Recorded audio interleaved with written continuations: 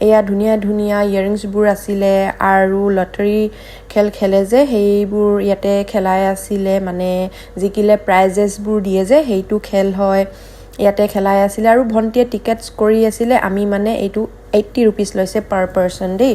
এইটো মানে এইটোতে উঠু বুলি আমি কথা পাতিলো তাৰ পাছতে উঠিবৰ কাৰণে টিকেটছ কৰি আছিলো আমি তাৰ পাছতে এইটোত এতিয়া আমি উঠিবলৈ লৈছো ইয়ে গাইস মজা লাগিব আপোনালোকে চাই থাকিব আমি তো বহুত এনজয় কৰি আছো গাইস কেনেকুৱা লাগিছে আপোনালোকেও কমেন্ট কৰি দিব সো গাইস আমি এনজয় কৰি আছো নাও এইখন চলিবলৈ আৰম্ভ কৰিছে আৰু লাহে লাহে চাই থাকক আপোনালোকে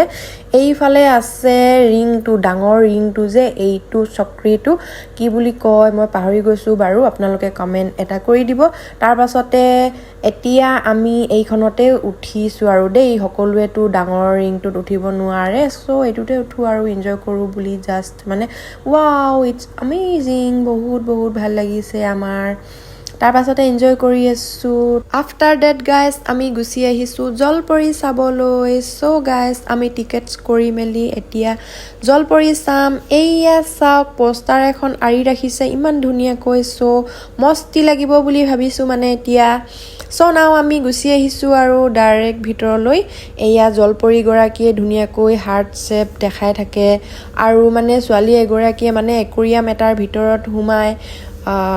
খেল দেখাই থাকে মানে দেই জলপৰিৰ ড্ৰেছ পিন্ধি ধুনীয়াকৈ দেখাই থাকে আৰু সেলফি ভিডিও কৰিবৰ কাৰণেও ধুনীয়াকৈ ৰৈ দিয়ে নহয় মোৰ ফাৰ্স্ট টাইম আছিলে সো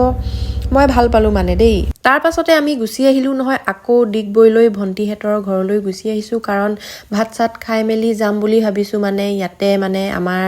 জুৱাইজনে ধুনীয়াকৈ ভাত চাত একদম চিকেন টিকেন দি মেলি বনাই ৰাখিছে নহয় ভন্টি গৰাকীৰ হাজবেণ্ডে মানে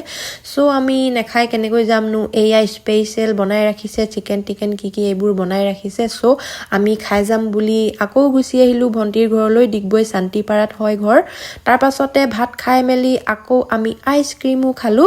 তাৰ পাছতে আমি ঘৰলৈ এতিয়া যামগৈ কেনেকুৱা লাগিলে আজিৰ ব্লগটো জনাব